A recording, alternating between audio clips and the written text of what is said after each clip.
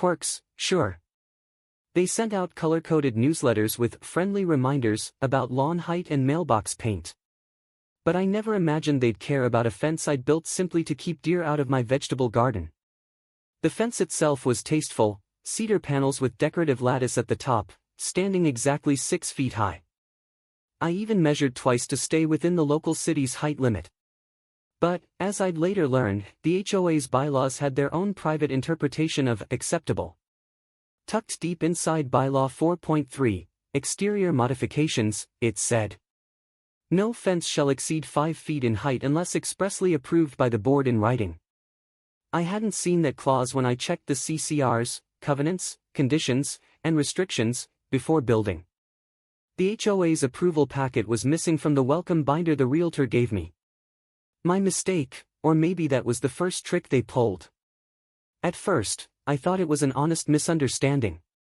But the signature on that compliance notice told a different story. Marjorie Lane, the HOA president. Marjorie had a reputation. People called her the gatekeeper of Willow Ridge. She was retired too, former corporate HR, always holding a clipboard at community meetings. You'd see her inspecting flower beds and snapping photos of driveways like a self-appointed neighborhood marshal. The letter demanded I restore compliance immediately, or the board would assess corrective action under CCR Section 7.2, including per diem penalties. It wasn't just the tone, it was the threat. The fines could compound daily, and failure to comply could lead to a lien against my property. For someone living off a pension, that wasn't just petty, it was devastating. So, I did what any rational homeowner would do. I requested a board meeting. I wanted to talk this through. But Marjorie's reply came by certified mail, dated June 18. The board does not negotiate violations already documented by inspection. Hook. A fence had suddenly become a financial ticking time bomb. And if I didn't find a way to stop it, I risked losing more than just my garden, I risked my home. Before this, I barely knew my neighbors beyond a wave and a nod. But once that letter circulated, yes, she circulated it, people began whispering. Marjorie had posted my violation photo on the HOA bulletin at the clubhouse entrance, right between garage sale guidelines and pool hours update. It was humiliating. A bright red stamp that said, "Out of compliance." That was when I realized this wasn't about fence height. This was about control. I started digging through the association records, publicly available under state law. Buried in the March board minutes, I found an agenda excerpt labeled, Architectural Consistency Concerns, Lot 12, Fence. Lot 12, that was me. The discussion showed Marjorie had raised my fence issue months earlier, before I even built it. She'd made notes about visual disruption of neighborhood symmetry and possible property value decline. That's when it hit me, this was personal. She lived directly across from my house. My cedar panels blocked her view of the wooded creek behind my yard. Hook. If the board's rulebook was her weapon, I was about to find my own. Because there's one thing Marjorie underestimated, a history teacher knows how to research. I began collecting everything, emails, newsletters, even archived agendas from years back. That's when I discovered something that changed the entire game. Several fences in the neighborhood were also over 5 feet tall. The difference? They belonged to board members. I took photos, measurements, timestamps. I documented each one. My goal wasn't to embarrass anyone, it was to prove selective enforcement. But while I was preparing my evidence, another letter arrived. Final notice, non-compliance escalation. Daily fines begin July 1st at $200 per day. $200 a day. For a decorative fence. That was when fear turned into anger. I didn't sleep much that week. I sat by my kitchen window at midnight, the fence barely visible under the porch light, thinking about how easily a small group of people could weaponize bureaucracy. Still, I wasn't going to tear it down. Not yet. On June 30th, I submitted a formal appeal under CCR Section 9.1, Homeowner Dispute Procedure. It required the board to review my case before fines could be enforced. In my appeal, I cited photographic evidence, municipal code comparisons, and even a section of state HOA law stating that any rule applied inconsistently could void penalties. But I didn't stop there. Using my background as a teacher, I drafted a neighborhood survey, asking homeowners how they felt about the fence rule. I slipped them discreetly into mailboxes. Within a week, 20 households responded. 14 agreed the fence rule was unfairly enforced. 3 admitted they'd built taller fences themselves without board approval. By July 8, I had a folder full of signed statements. Then came the twist: my property sale was in escrow. I had listed the house earlier in the year, before retirement boredom turned into backyard projects. The buyer's inspection report flagged the HOA violation. If I didn't resolve it before July 15, the appeal deadline, the sale could collapse. Hook. Now, it wasn't just about pride or principle. A retired teacher's entire retirement fund was hanging by a fence post. The next HOA meeting was held on July 10 in the community center, a beige room with bad fluorescent lighting and folding chairs. I showed up early with a binder labeled Exhibit A, Fence Dispute Evidence. Inside, photos, statutes, and highlighted bylaws. When the meeting started, I could feel every eye in that room turn toward me. Marjorie opened the session with her usual call to order. Then, with a thin smile, she announced, "First agenda item, fence violation, Lot 12. As she read through her prepared notes, I noticed something peculiar in her phrasing. She said the fence visibly disrupts the uniform sightline from curb to rear lot boundary. That wasn't in any bylaw, it was her own interpretation. When it was my turn, I calmly presented my evidence, pointing out every inconsistency and bias. I quoted from their own minutes. I cited City Ordinance 12-06 confirming that 6-foot fences were allowed. I reminded them that 3 current board members' fences exceeded the same height. The treasurer shifted uncomfortably in his chair. The secretary glanced at Marjorie, clearly caught off guard. I ended by handing over the neighborhood survey. For the first time since the letter appeared on my door, I felt the room tilt in my favor. But Marjorie wasn't finished. She closed her binders slowly and said, "The board will deliberate privately. No decision that night." Hook. 5 days to the appeal deadline. The clock was ticking, and I wasn't about to wait quietly. That night, I pinned a copy of my survey results on the same HOA bulletin board where my violation photo had been posted. I added one bold title: Selective Enforcement. You decide. By morning, it was gone, but not before several neighbors had taken photos and shared them in the local group chat. Suddenly, whispers turned into open discussions. People who had once been silent about Marjorie's micromanagement began sharing their own stories, letters about flower pots, mailbox colors, even Christmas lights removed for violating brightness uniformity. It wasn't just me anymore. It was a pattern. That's when I knew I wasn't fighting alone. By the next week, the quiet cul-de-sac that once echoed with sprinklers and lawnmowers buzzed with something new: defiance. The neighbors were starting to talk back. I wasn't the only one who had received warnings, it turned out. One family had been fined for having too many flower pots. Another was written up because their kids' bikes were visible from the street. Marjorie's enforcement spree had gone unchecked for years, and now the pattern was finally cracking open. Still, none of that solved my immediate problem. The clock on my July 15 appeal deadline was down to 4 days. My property sale was hanging by a thread. I needed leverage, something more than just a stack of survey papers. I needed undeniable proof that the board itself was in violation of its own rules. So, I dug deeper. Using the state's HOA transparency laws, I requested the Architectural Committee approval log, a document that listed every modification ever approved.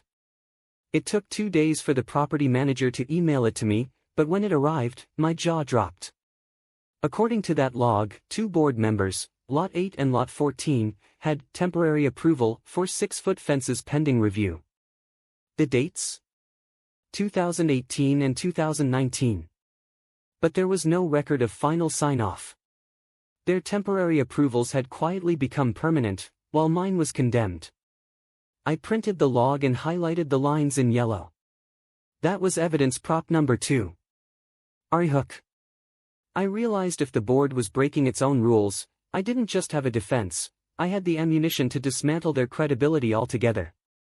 On July 12, 3 days before my deadline, I delivered an updated appeal packet to the HOA's management office. Inside were photos of other non-compliant fences, a copy of the architectural approval log, my signed neighborhood survey. But what made it powerful was my cover letter. I summarized everything under a single line that would make any HOA attorney sweat. Selective enforcement voids compliance penalties under CCR Section 7.2 and State Civil Code Section 4750.2. I wasn't bluffing. The language came straight from a precedent case I found during my research.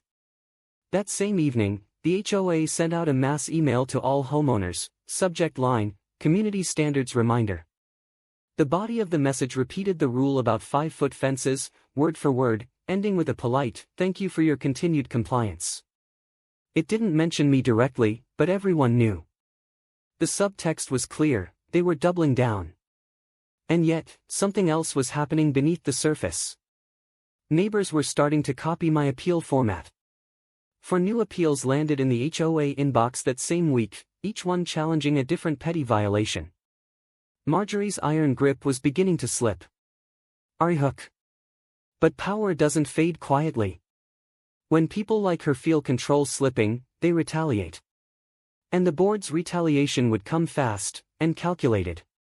2 days later, I received an unmarked envelope in my mailbox, no return address, no signature. Inside was a single printed photo of my fence taken at night, the flash reflecting off the cedar panels. Underneath, a note read, "Hope it was worth it." It wasn't threatening exactly, but it chilled me. Someone had walked onto my property after dark. That was the moment the situation stopped feeling like paperwork and started feeling like surveillance. I reported it to the property manager, who simply said they couldn't verify the sender. Translation: nothing would happen. So, I did the only thing left to do, document everything. I added the photo to my evidence folder and stored digital copies on a drive labeled HOA case. By now, it was July 14th. The next morning, the board would meet privately to issue its decision on my appeal. My house sale deadline loomed the following day. I'd either win the appeal, or lose thousands overnight. The night before the meeting, thunder rolled in across the valley. Rain streaked my windows as I sat at the dining table, surrounded by paperwork. My kitchen clock ticked past midnight. I reviewed the evidence again and again, cross-referencing every bylaw, every inconsistency, every time-stamped image. And just before midnight, I noticed something I hadn't seen before.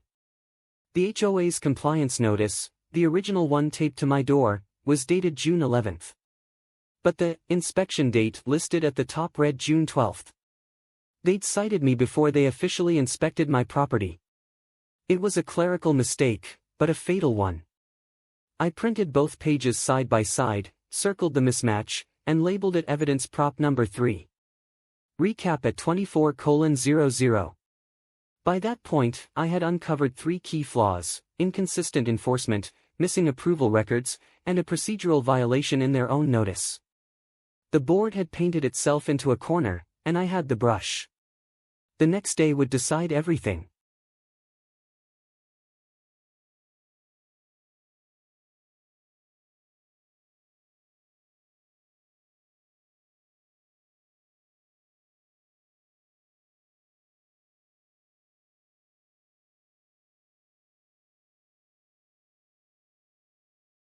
The appeal hearing was set for July 15th at 10 a.m. I arrived early, binder in hand, rainwater still dripping from my umbrella. This time, the meeting wasn't public. Just the 5 board members, the property manager, and me. They opened with formalities, and Marjorie launched into her defense. She claimed the inspection date typo was clerical, that the temporary approvals were grandfathered exceptions, and that uniformity is key to property value. I let her finish. Then I calmly set down my binder and said I wanted my statement included in the official record. Without quoting anyone, I presented everything: my evidence, the log, the survey, and the bylaw inconsistencies. I asked them one question. If the rules applied equally, why were there two 6-foot fences standing in plain sight across the street? The treasurer wouldn't look at me. The secretary shuffled papers, mumbling about pending revisions. When it ended, Marjorie gave her usual closing line: "The board will issue a decision within 5 business days." But as I gathered my papers, she leaned slightly forward and said, almost sweetly, "I wouldn't start celebrating yet. I didn't need to. I already had my next move planned." Hook. Because if the board tried to ignore my evidence, I was prepared to take the fight beyond the cul-de-sac, and they'd lose far more than a fence battle. 2 days passed. Then 3. No response. The 5th day arrived, July 20th, and still, silence.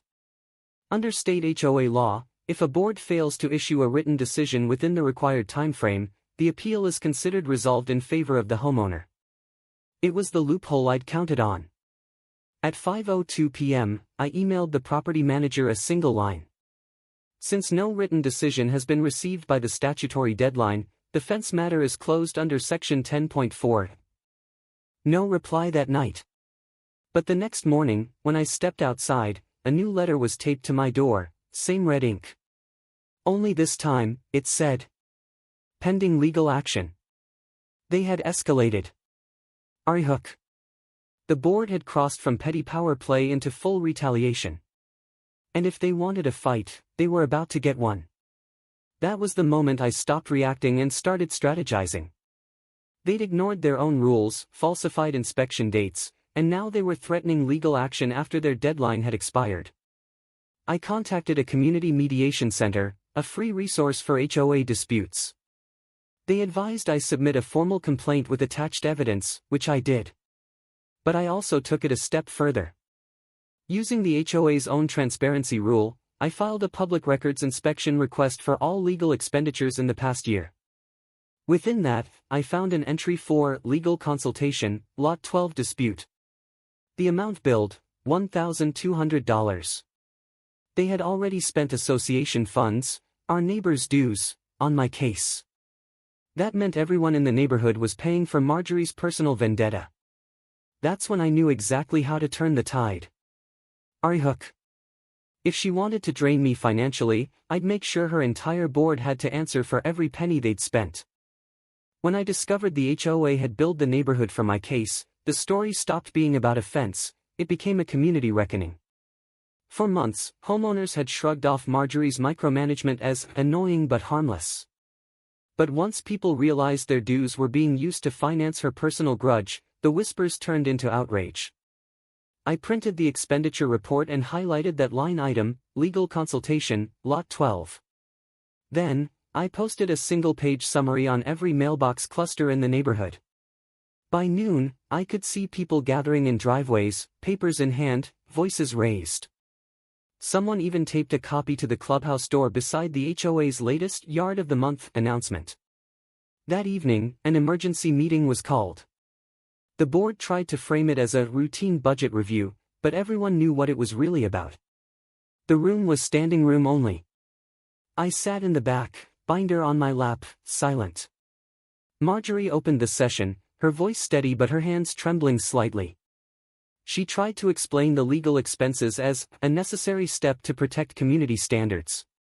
But one homeowner, Mr. K, from Lot 10, spoke up from the crowd, reminding everyone that no vote had ever been held to authorize those funds.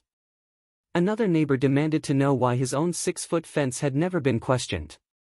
The treasurer finally admitted the truth: we didn't realize the approvals for those fences were still temporary. The room erupted. Years of silent frustration poured out, letters, fines, violations, all resurfacing in a single storm of voices. I didn't have to say a word. The evidence I'd uncovered was doing all the talking.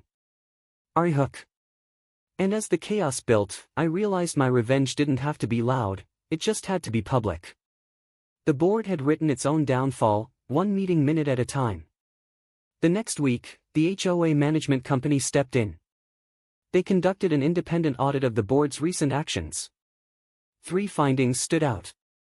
Selective enforcement of bylaws. Unauthorized legal spending. Failure to issue written appeal decisions within the required time frame. The report concluded that all fines related to my case were void and unenforceable. It also recommended disciplinary review for the board. Within a month, Marjorie resigned. The treasurer followed. The secretary quietly moved away. The new interim board contacted me to reopen community dialogue about the fence issue. I agreed, on one condition, that they add a motion to amend the outdated height restriction. That motion passed by an overwhelming majority. The rule was changed from 5 feet to 6. It wasn't about winning a technical argument anymore, it was about restoring fairness. And that fence? It still stands today, cedar glowing in the sunlight, a silent monument to one simple truth: power without accountability collapses under its own weight. Hook. But my quiet satisfaction came with one last twist, because even after Marjorie stepped down, her paperwork left behind something she hadn't meant to reveal. During the audit, the management team found a folder titled Architectural Consistency Notes, Lot 12.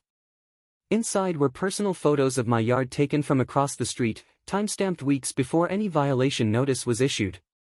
It proved what I'd suspected all along: she'd been documenting me from the start. Her crusade wasn't about the community, it was about control.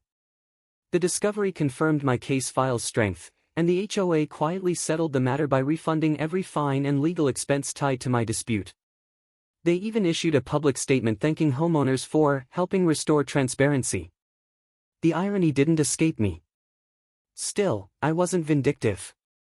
I knew I'd already won the most satisfying revenge possible, the kind that comes from truth, not retaliation.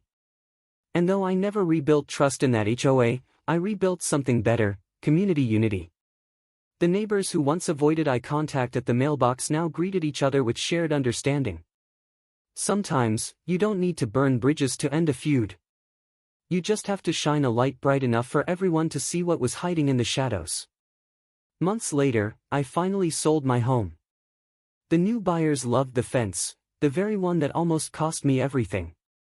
They said it made the property feel private, peaceful, secure. As I packed the last box into the moving truck, I looked back at that fence one last time. The late afternoon light filtered through the lattice, scattering soft gold across the grass. It wasn't just wood and nails anymore, it was proof that persistence could outlast pettiness. The HOA might have tried to bury me in paperwork, but I'd turned every page into leverage. And that's the quiet, satisfying part of every HOA revenge story: the realization that the best revenge is not losing your peace in the process. CTA. Tell me your HOA horror in one line: how far did they go before you fought back? Chapter 48:00. Next time, we'll step into another suburban saga, one where a friendly neighborhood pool committee turns a simple summer pass renewal into a full-blown investigation. It's got fake signatures, hidden fines, and one homeowner who found the perfect loophole. Because when it comes to homeowners association drama, every rulebook hides a secret, and every neighborhood has its own Marjorie. Stay tuned, this next one's worth every minute.